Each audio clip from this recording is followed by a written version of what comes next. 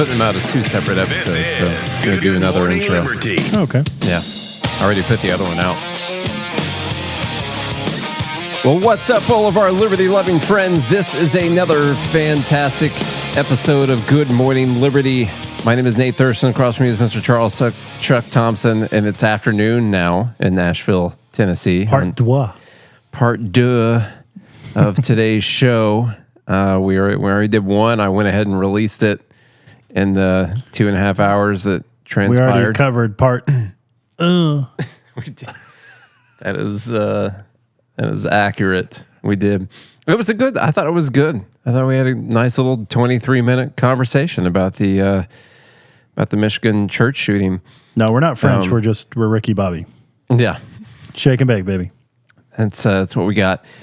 Okay, so I have two topics I wanted to try and cover in this next other short episode. It's too many. We didn't get to fully talk about the last one because we were talking about the T-shirt controversy with the Michigan shooter, and people arguing over whether or not it was a real Trump shirt or Photoshop Trump shirt. I want to say the original the photo with the Trump shirt also looks weird. Like it's got some qualities to it that are not. That looks worse than an iron-on. Yeah, somebody just crudely pasted it on a camo shirt. It looks really weird. So I understand, like, if people wanted to. Now we're talking about this. So I guess we have three topics. Like this.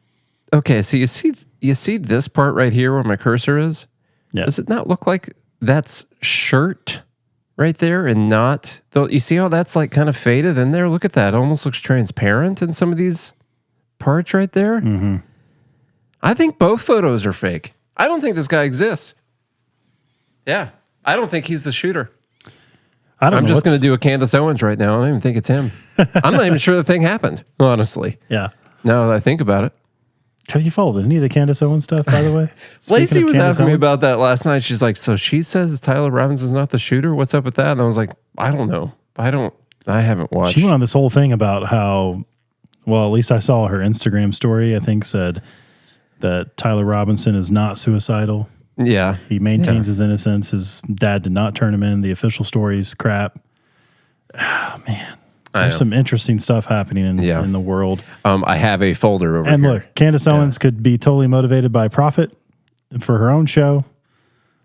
She did appear to be fairly good friends with Charlie Kirk. That she did a lot of TP USA events. She's still on the board for TP USA. I don't know. There's some strange... Yeah. Here's the thing. The problem is our government has lied to us so often, and we have no idea. You're looking at this stuff and you're like, I have no idea. And I think what we were getting at before is that a lot of people claim they know within seconds of an incident happening. They will title their show or their live, they'll go live, major breaking, DEFCON breaking, whatever, and they'll immediately be able to tell you what's happening. And the truth is we don't know. We don't even know about the Charlie Kirk shooting still. We have the official FBI story. Yeah. But have official stories from the government been wrong before? Way too many times. I think. And so that causes a distrust in the institutions. It causes a distrust in government. I think many libertarians especially don't trust the government from the get-go. You shouldn't. They're motivated by corruption and power. I mean, anything they can do to maintain power, that's what they aim for. If that's covering up child sex predators, so be it. Sure. More power. It's like... More power to you. So this whole thing is confusing, and I think at the end of the day, like, guns aren't the problem, but it's people that are problems making bad decisions with guns. We can chalk that up. We don't need to take the guns away. In fact, I think that is... Well, what about the idea, Charlie, that a disastrous situation? You could somehow pinpoint the people who might make bad decisions with guns in the future. No. And then stop them from having guns. No, because who would maintain that list? Could be the government that you can't trust. We just talked about it. Yeah, you can't trust them. Yeah, so can't do it. I think just to be safe, when it comes to the theories and all that stuff, we should just make the government smaller and less powerful and stop letting them take so much of our money. And just to be safe until we get this all figured out, we just make the government smaller. I think that's what we should do. Who's with me? So one way to make it smaller, I think right now we should just go ahead and shut it down. And that's in fact what seems to be, unless there's some kind of late breaking save that happens here, we're going to be heading into the much dreaded, disastrous, chaotic end of the world. It's the end of the fiscal year for the government. Today is the end of the fiscal year, and we're about to have ourselves a good old-fashioned shutdown. Should be fun. Some people kind of freak out about this. As a libertarian, I'm like, awesome. Let's do that. I don't care. I posted, I don't care whose fault it is. Just make it happen. When you said good old fashioned shutdown, what popped in my head was a duel for some reason, like a showdown. We could do that too. And do it on the White House lawn. Interesting story for those that don't know. Did you know that Andrew Jackson was a big fan of duels and had over 100 of them? And it's a lot of duels. It's pretty crazy. Yeah. Pretty nuts. In fact, and a lot of times he let the other guy shoot first so that he could take his time and get a better shot. And he killed a lot of people in duels. Did he try to make sure they were bad aims first? Like, how do you pick for dueling? And then apparently he lived with some lead in his body for a long time. That'll take you down. He got eventually. He actually got hit a couple times. Yeah, I saw it on House. It's not good for you to have lead in there. No. So anyway, maybe we should do that. We should take, I don't know, let's take the... So are you advocating for violence right now? Is that what's going on? No, duel isn't a violence. It's an mutually agreed upon way to settle things. The voluntary yes transaction of violence. Okay. You take the leader, the Speaker of the House, and you take the minority leader of the Senate. I think that's how you do it. Yeah. So you get Mike Johnson. That's how I do it. Is that Mike Johnson versus Chuck Schumer? And Chuck Schumer, yeah. They should agree to have a duel. Okay. With, well, what do we give them? AR-15s? I don't care. But we'll give them muskets. Yeah. That's fine. Yeah. Muskets, yeah. Just like back in the day. Reload it. Okay, so the topic of this short episode right here, we've got the government shutdown looming, and then I wanted to talk a little bit about the Portland thing. If we do get to it, we'll see. Everyone's doing this blame game thing right now because that's what we do. That's just what you got to figure out whose fault it is that something is about to happen. And Democrats are, doing their thing, getting out there saying that this is a Republican shutdown. And they're doing this thing probably, I guess, for people who don't fully understand how Congress works. They're like, Republicans control the House, the Senate, and the White House. It's their fault that there's a shutdown. Probably something like I used to say before I understood how filibusters work and all that. You got to get 60. You got to get to the 60 votes. Majority. A majority to get over that filibuster. And Republicans don't have 60 members in the Senate, and at least one of them, Rand Paul, is not voting for it. I think there's actually two who are not voting. Now, why would they not vote for it? Republicans or Democrats? No, Rand Paul. Yeah, why would they not vote for it? Oh, I know. Because it's a continuing resolution of, guess what? Biden's spending agenda. Yeah, because it's got $2 trillion worth of deficit. Now, remember, they all promised us back in, when was this, May? That we needed to, or June, that we needed to pass the big, beautiful bill. And then we promise we're going to roll things back later on. And what are we doing now? Oh, we're just going to pass the same continuing resolution. No, that's not fair, Charlie, because they're going to pass this one, and it's a short one. It just goes to November. And then in November, they're going to do the different appropriations, and they're really going to slash government at that time. Yep. So like that, this is a little too soon. So last time wasn't a lie. It was just it's next. Yeah, it's not. That was a hopeful goal. Yeah, and they didn't reach. We're going to talk it out through October, and then in November they're going to do the stuff they said that they were going to do. That's perfect. It's definitely not going to be another CR at that time. So Gavin Newsom saying Republicans have control of the House, Senate, White House. If the government shuts down, it's on them. House Democrats saying the same thing, almost exactly same thing. If the government shuts down because they refuse to pass a bipartisan spending bill, it will be on the Republicans. So it's on the Republicans. So I guess we have them to thank as libertarians, the Republicans. Democrats are telling us who to be thankful for right now, and it's Republicans right now at the moment. So they're going back and forth because the Democrats, they want to add some Medicaid spending back into the bill. See, a bunch of stuff got slashed in the big, beautiful bill. And they want to add some of those Obamacare subsidies some of that Medicare money back into it for your health care. It's super important. And so they want to do that. And then also they want to add something in there saying that Trump can't do these willy-nilly rescissions or pocket rescissions and stuff like that, because they're worried that even if they do get this funding added back in, that Trump's just going to decide that he's going to rescind it or whatever. And so they want that in there too. And that seems to be a no-go right now. I wouldn't put it past the Republicans to try and negotiate towards what the Democrats want, or the Democrats will just decide that they're going to vote for it. We'll see. But I'm fine with this thing just taking some time. I don't see any I don't see a single issue with it at all. It's pretty wild. I was going through these graphics that the New York Times has. I found it pretty cool. On the thing I have on the screen right now, you should be watching the show on YouTube pretty much always. And it's showing how the government has been funded each year. When you see the tan right here, those are continuing resolutions, and the rest of it is regular appropriations. And I did not realize that the 80s were basically one giant continuing resolution that happened. Thanks, Reagan. But since that time, like in the 90s, it's gone less and less through regular appropriations and more through continuing resolutions. The number of standalone funding bills passed per fiscal year. So this starts in the 80s right here, and then you see it just like drop off. Like they're just not going to pass. They're just not going to pass any standalone funding bills. Just not going to happen. Which is what they're supposed to do. Yeah, this starts to happen in like 2013-ish. They get one in 2015, and then there's just not been any since then. Like we just get omnibus and continuing resolutions is what we get for government funding.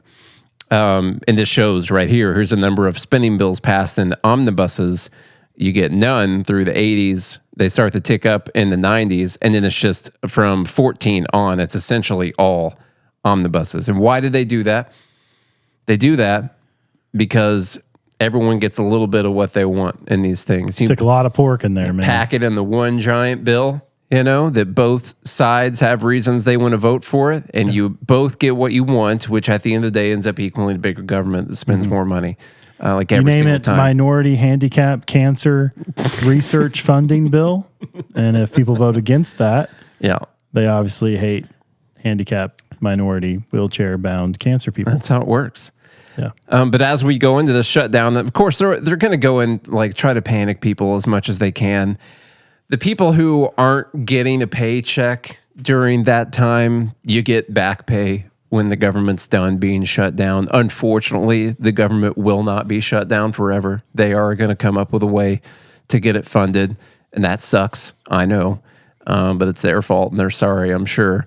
But when they do get it funded, they're going to do back pay for everyone that's not going to get paid during that time. What do you do if you're living on paycheck to paycheck, though?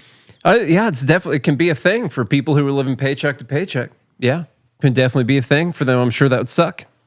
I'm sure it would. Which is why I would recommend not depending on the federal government, which has a bunch of these shutdowns and continuing resolutions to live your life off of. It'd be hard to work for a company that's $35 trillion in debt. Yeah. It's like if you work for a company who's like, I think we're going to pay you next month. It depends on whether or not this big loan comes through. And if we get this big loan, then I'll be able to pay you next month. Okay. You're probably gonna be like, well, I think I'll go get a job somewhere else then. That's cool. Yeah. Thank you for that.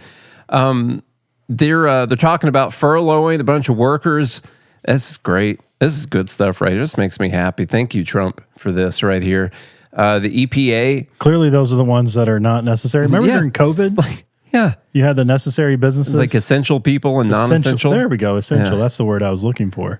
Yeah. These seem to be the non-essential employees that are going to be furloughed. Yeah, let's get rid of these people. Yeah. Just get them out of here. There's 15,166 total employees, and they're furloughing planned right now over 13,000 of them, 89% of the EPA. Seems to be not necessary.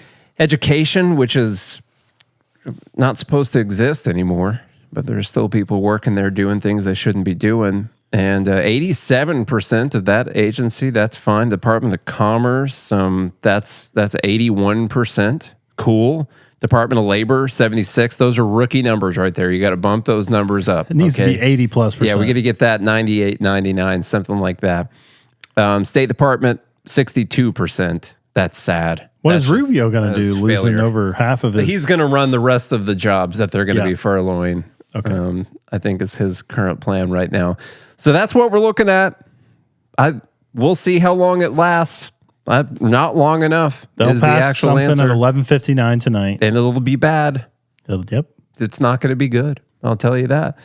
I went into so there's a couple clips that started going pretty viral while we were in our break during halftime for the show.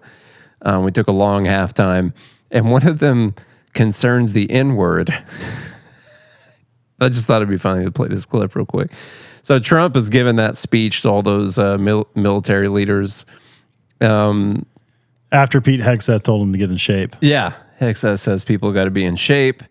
No more woke DEI stuff. Trump's giving a speech to these people, and he's talking about the N-word. Now, he's talking about, to military leaders, he's talking about the word nuclear.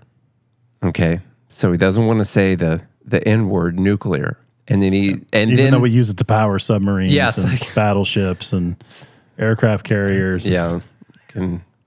You can say the word. This is Trump doing a riff, like, the N-word, you want to use the M-word. And then he's like, oh, yeah, there's more than one M-word. Did he forget how to say it? Yeah.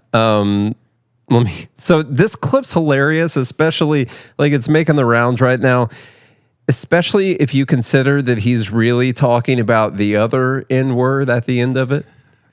So, like, he's talking about nuclear. But when you listen to the clip, you're really supposed to imagine that he's talking about the other N-word when he's making these comments. And what word's that? The other one. One's nuclear, one's what? Narcissist. Okay. Yeah. Here's that. Why is that doing that? Why is that making that sound? We got a buzz. Ridiculous. Is that a buzz? Is that constant and everything? Hold on. We got issues here, tech issues. Oh my God, it's everywhere. Oh no. Is that coming through to you guys? I don't hear it in my ears. You didn't hear it? No, I do. Bad people. What is that? Are you guys hearing a buzz? When you don't play the video though, I'm trying to figure out if the whole audio file's corrupted or it's just. Do you have your computer touching something? It's touching things. Yeah, sure. Let me see if I back it up here a little bit. Let me see. Oh my God. You may have to disconnect the audio and reconnect it. Are you guys hearing the buzz when I play the video? But all over, that's been so popular. It's been a very... They are? Mm-hmm. Yeah, I'll have it pulled up right now. It's only when you play the video. Yeah, that's weird. That's a weird problem. Let me switch over the sound right fast. God. Roadcaster. Disconnect and reconnect it. Hold one. Yeah, you guys just hold on here a sec.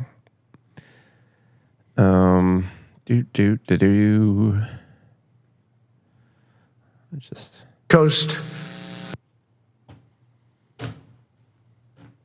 Is it in the video though? Play a different video. No, I did. I switched to a different one. Like play this one. No, like, I really thought that we. What I'm saying is it from the actual like event? Play a video from somewhere else. Uses of. Oh my God! It's from the event. That doesn't make any sense. I've listened to this video several times, but you didn't have in-ears in.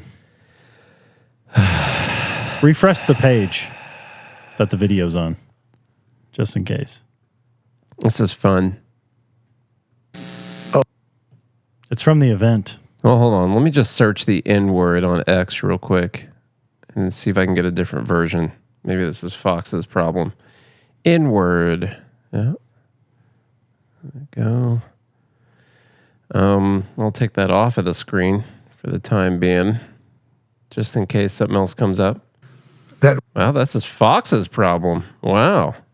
How about that? There you go. Here's this video, which is not going to be worthy of the time we just gave it as an intro. People throw around that word. I call it the N-word. There are two N-words, and you can't use either of them. You can't use either of them. And frankly, If it does get to use, we have more than anybody else. We have better, we have newer, but it's something we don't ever want to even have to think about.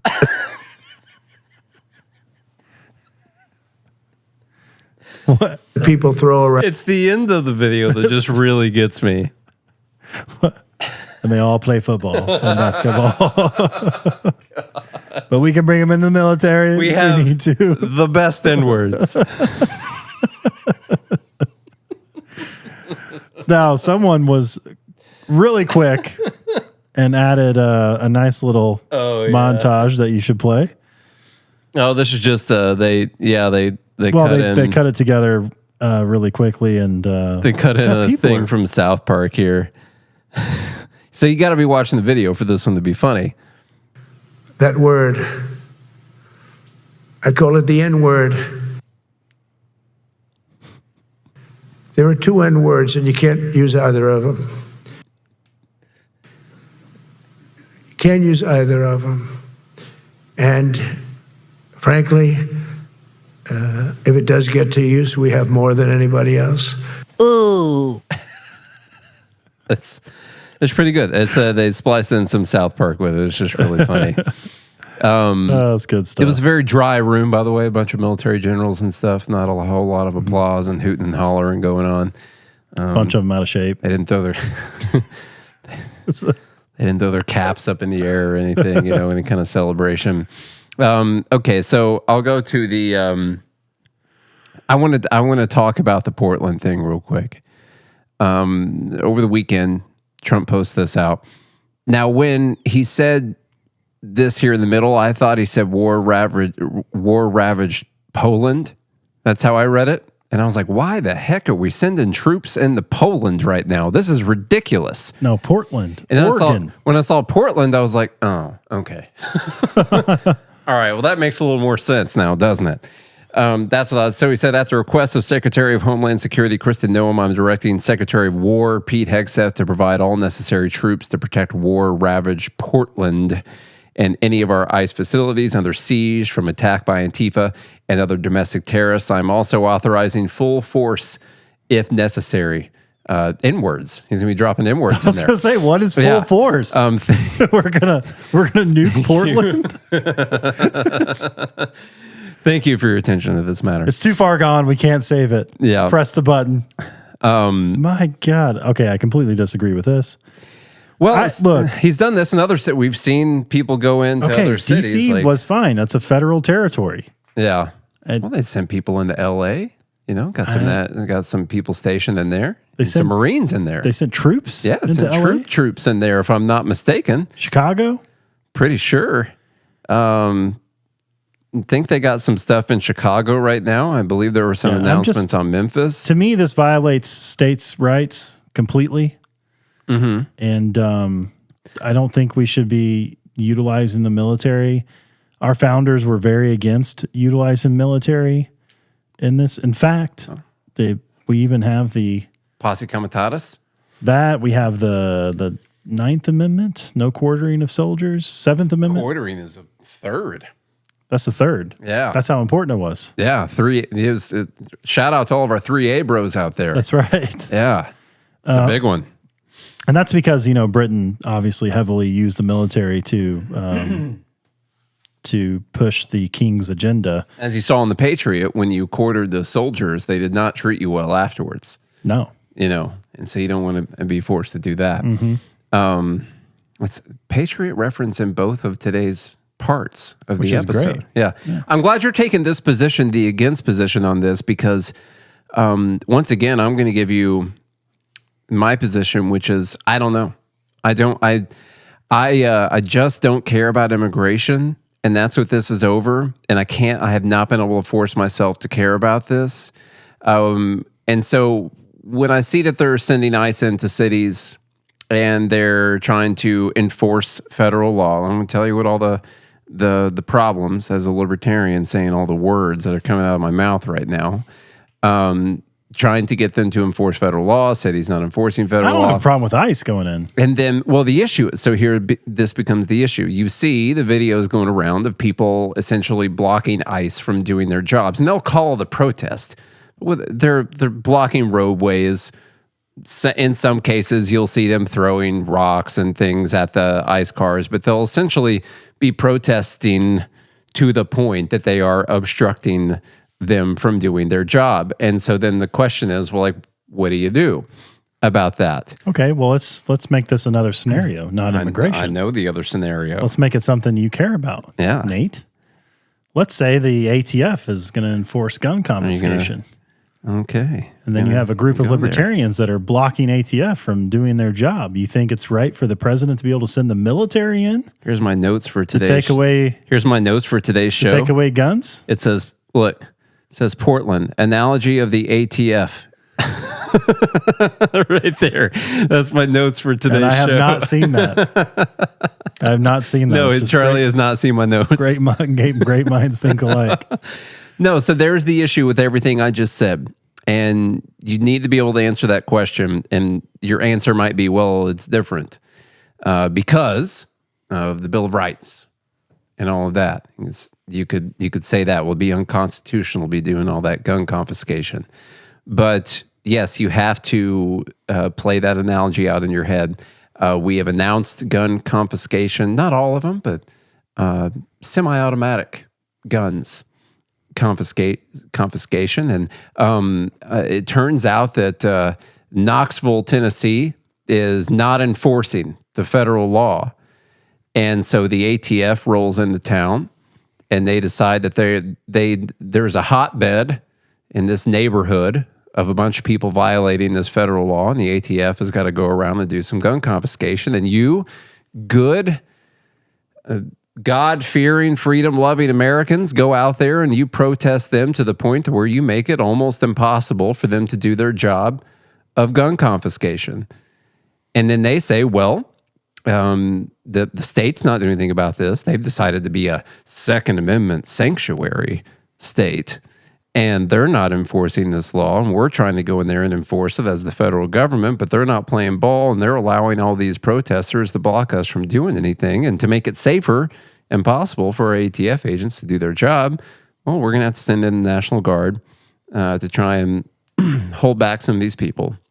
That way, the good old Americans there at the ATF can carry out this lawful act.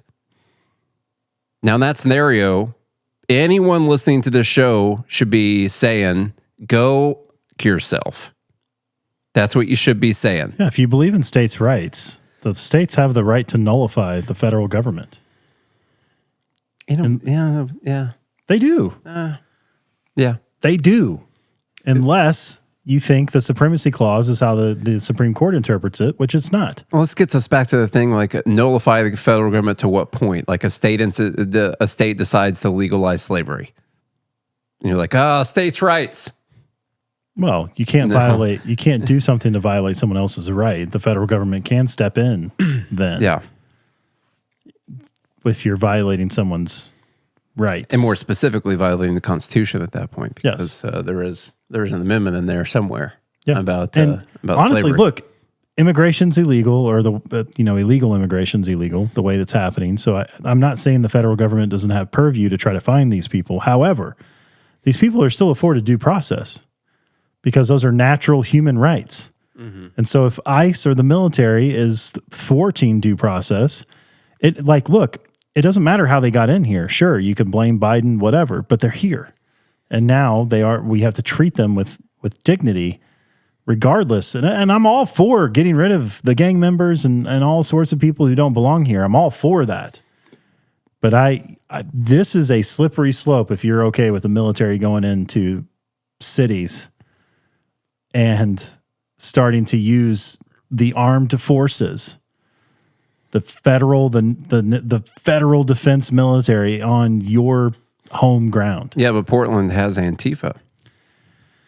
I'm just trying to play devil's advocate. What I'm actually trying to do right now is work this out. I want people listening right now to realize that at least I have not fully formed my opinion on the matter, and it stems from me just not caring about immigration. And so when they're like, we have to go in there and enforce this immigration, and then there's people essentially not allowing them to go in there and do it.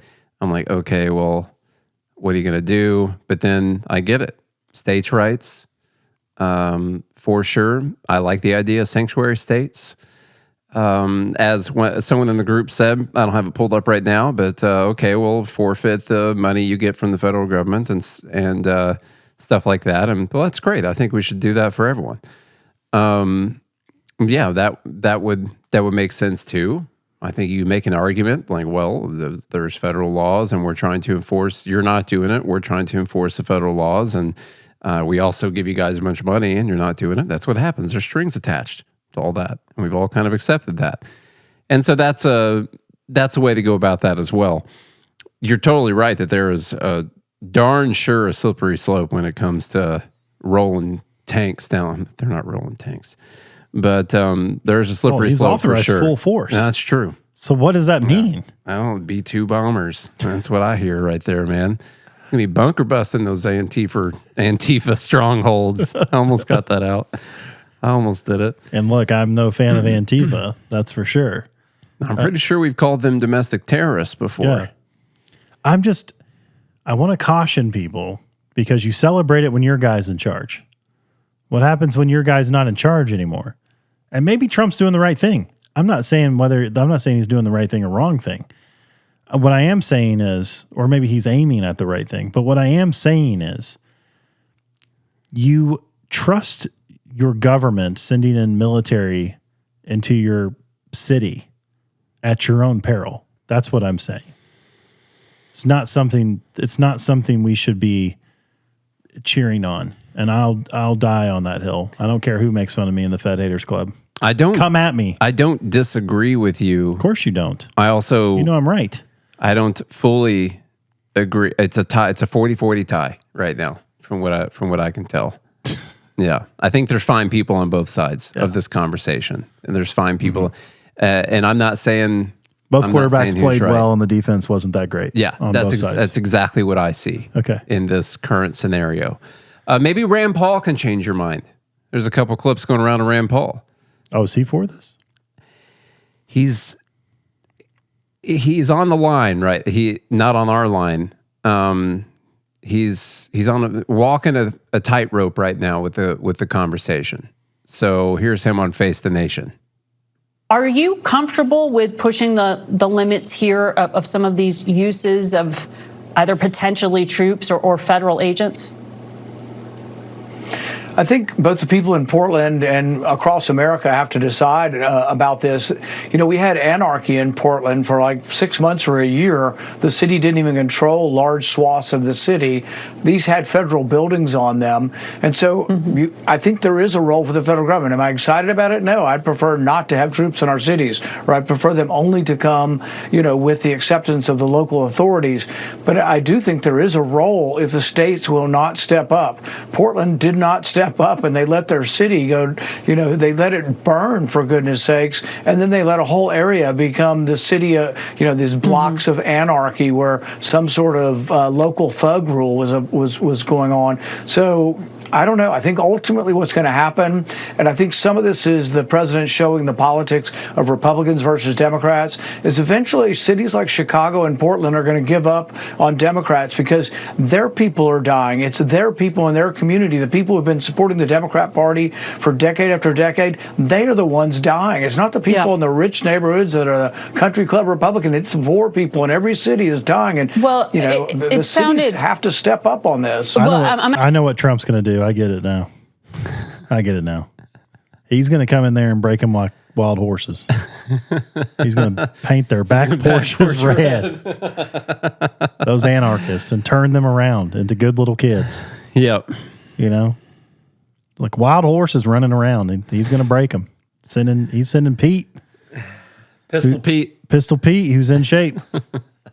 He's sending the rest of his in shape military to come in there and break Antifa like wild horses and paint their back porches red. Now, in a lot of these scenarios, what I like to see, and the Rand Paul didn't say this, there is another clip, and we don't really have time to play it on part here today, but what I would like to see is people just move out of Portland. Like, if you could say, like, well, the city is allowing these thugs these anarchic thugs to run wild around, and it's just destroying our business, and they're burning stuff down. And what I'd like to see is that people leave the area. I think a lot of people have left. Yeah, I'm sure they have. I don't know what the numbers are on that, but I would like to just see people leave and kind of vote with their feet in this matter. Of course, then you would just leave the people there that are okay with it, and they would continue to vote and enforce what's destroying the city in the first place. But kind of let them have it. Now, when it comes to immigration, so like that, there's issues. We don't have borders around states or anything. So there's the interstate commerce problem here, Charlie. That's the issue. Sure.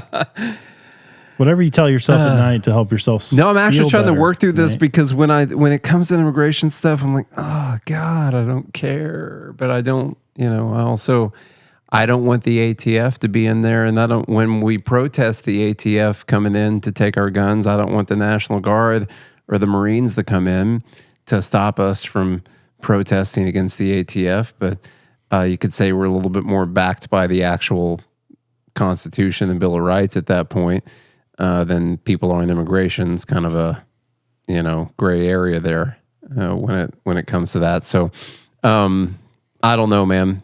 Someone write to us. Here's my biggest problem. This is a dangerous precedent that I could see Democratic leaders using for other means that I just don't, like the Democrats set a lot of terrible precedents in the administration that is playing out now, where the Republicans are getting them back, and then Trump and his administration is going to do this, and then Democrats are going to do it to get him back, and it's just going to keep getting worse and worse. I can't help the feeling that this whole thing's coming apart at the seams right now.